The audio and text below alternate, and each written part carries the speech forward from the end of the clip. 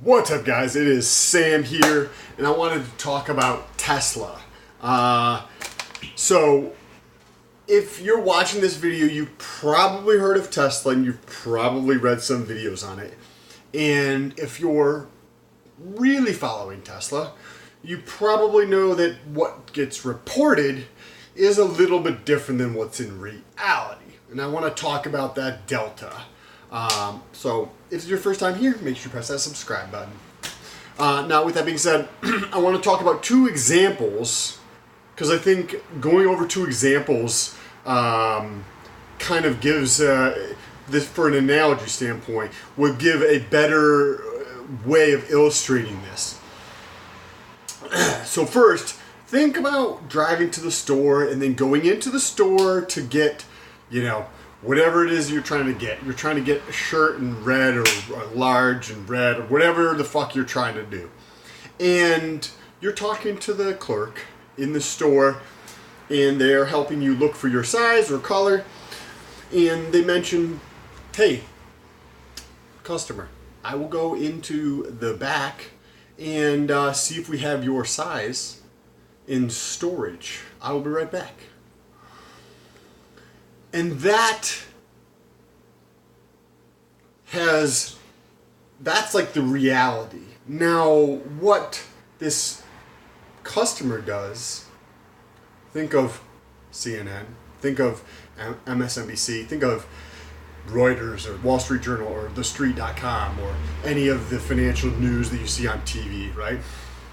Now, what they do is they'll take that and say, holy shit, this store does not have any inventory. Or, holy fuck, this store doesn't have the money to buy inventory. They're going to go out of business. Or, this store completely misgauges how demand is and doesn't have anything in stock. In reality, there may have been somebody who bought 3 shirts in that fucking size 2 seconds before. But that is the story that's told. So that's one example of how you can see reality. And then you get to observe what these quote unquote traditional financial commentary talking heads, even use the word analyst. Like, the connotation associated with an analyst is that you have some understanding what you're talking about. And I do realize that a lot of these people don't care about the truth. It's not, they don't have an incentive to give a shit about the actual reality, other than the longevity of their fucking career. But that's not something people think very myopic. People think very, very short term. So they have financial incentives, whether it's an analyst or these talking heads, to get views or get clicks, or maybe with an analyst of making their clients happy, or if you're too far away from the mean, what everybody else is doing. Like, if the crowd is going this way and you're saying to go this way, and your boss or your clients or whatever are not really, it's just a safer route to go with the crowd for these analysts than it is to actually look at the whole picture. Plus, a lot of times they're covering multiple different companies and in one industry. So if you think about Tesla, right, they're in many different industries. Right? They're about to get into fucking insurance, right? And I think their insurance will be crazy, because think about how insurance is priced, right? It's priced on, like, how other people drive in my fucking neighborhood. My insurance is based upon how these other fuckers drive past my house, right? Does that seem legitimate? That's just how it's been done. Now, what if you had data on how I actually drove? Think about the possibility, right? Then you can get rid of the delta of, like, all paying for everybody else and you're just paying for yourself. And in that is the opportunity, I believe. Complete tangent. They're in the energy business. You could say they're in the roofing business. I mean, the electric cars, autonomy, AI, like, there's just There's the supercharging, so they're competing with gas stations. There's just not necessarily competing with gas stations. So take that back. But there's so many different areas that they're focused on, and traditionally you have an analyst that covers auto, right? So they cover auto, and they maybe cover GM, and they cover these other ones. That's teeny tiny little piece of what Tesla actually is.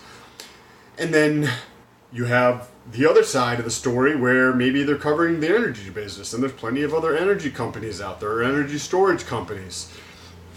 So they don't necessarily have the incentive to look at the holistic picture. They just use a discount, a much greater discount for the uncertainty of not knowing what the fuck they're talking about on those business segments. So if you were doing a DCF, which is a discounted cash flow model, they just put those other businesses with a giant discount, and kind of like what happens mathematically is that comes down to zero essentially, the bigger the discount on those. So that has less of an impact. And that's how you can take care of that. When you don't know, you just kind of ignore it. Like many of the analysts out there. Now, excuse me, I want to give another example. Think of you and your wife having a conversation, and you mention, hey babe, I'm going to go to the store and get us some food. I'll be right back. And then you get your keys, you walk out the door, and you leave and go to the store. Upon you leaving, your wife picks up the phone, dials her mother, which is on speed dial. Hey mom, guess what just happened? He literally just picked up his keys and left. He picked up his keys, walked out the door, shut the door, got in the car, and left me. I think anybody with even the modicum for those of you who don't know, is just a fucking small amount, modicum of common sense can see reality is different than the story being told. Now that is an analogy for what actually happens. Tesla and the reality, you can go verify this, and go listen to the calls, go listen to the podcast, go read through any press that comes out from Tesla. Go follow fucking Elon's tweets, right? There's copious amounts of different ways to gather information about a company. You can see who the top executives are. You can go follow these people. You can look at their history. You can get a broader scope of what is actually happening. Now, come over here, right? This is the narrative. This is Reuters. This is Wall Street Journal. This is The Street. This is CNBC. And it's completely fucking different. 100%. Just like the wife talking to the mom. He just up and left. He took his keys and walked out. Is completely different than, hey babe, I'm going to go to the store and get us some food. Assuming that there was no context before that, right? They're chilling there watching TV, and she's like, I'm hungry. And you're like, okay, cool, babe. I'll go to the store and get some food. I'll be right back. Right? That's literally what happens when any type of news comes out about Tesla. If Elon were to go to the Gigafactory development in China and come back and say, this is hypothetical, right? Come back and say, hey, we are 4 months ahead of schedule. And due to that 4 months ahead of schedule, the contractor that was scheduled for 4 months out to do the floors actually is 2 weeks behind because we were so far ahead of schedule. They had another job they had to finish, right? So that comes out.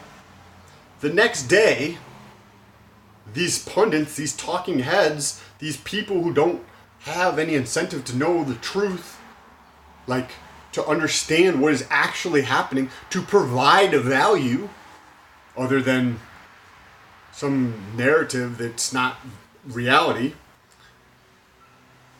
is that the next day you'll get headlines like,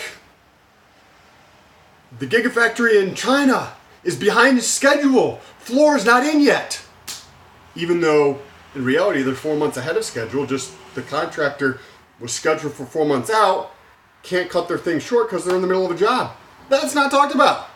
Like if you have an entire paragraph of information, there's these 6 words, they're pulled out, and that's the story. Or Elon Musk goes to China instead of focusing on what's really important. Like, or something, China Gigafactory is never going to be able to produce cars by the end of the year. It's behind schedule. Like these, and I'm not making this stuff up. I've been following Tesla since it was first, they had the Roadster on Top Gear. I don't know, late single 2000s, right? Maybe 2008, 2009 or something like that. And the amount of distortion between reality and like the narrative is, that delta is fucking big. And I want to talk about what I'm going to be doing to take advantage of that, because the delta is just so ridiculous. The stories and things that come out are just like out in left field. Like, we're playing baseball and I just hit, you know what I mean, a single. And these talking heads and pundits are like, and he just threw for a touchdown. Or they just got tackled for a fucking sack. Like, they're in a completely different fucking game. They're there for clicks. They're not there to like understand what's going on. They're not there to like direct people on how to invest or give people ideas. Like it is so 100% like biased, out in left field, like completely fucking like not even close. And the cool thing about the internet is this will be here. So in 10 years, if I'm wrong, you can share this video and you'll be like, Sam, you're a fucking retard, right? Now, what I am doing to take advantage of this, I trade options.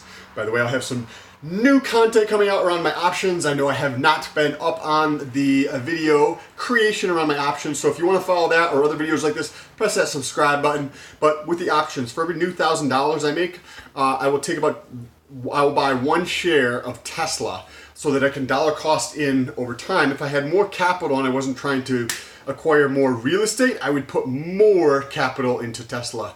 I think there's in the long run, 5 on the short end to like 15 on the long end, for at least a 10x 10x increase. When you actually consider what is going on and the data that Tesla has, it's very, very intriguing how they're going to be proceeding. So I will continue to acquire shares. Currently, I do not have any. I'm not long on Tesla. So this will be starting on Monday. Anyways, I appreciate you guys. Don't forget to press that subscribe button if you enjoy this video.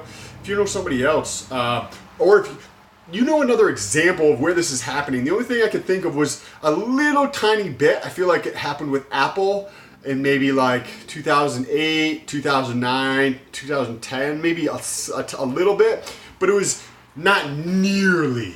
It was like a completely different magnitude. It was like a slight propaganda versus like completely playing a different sport. You're playing hockey, and in reality, football is going on. Like, completely different. Back when Apple came out with the iPhone, there was a smidge of it, but not nearly what's happening today. So if you know somebody else who you think would get value out of this video, share this with them. Appreciate you guys.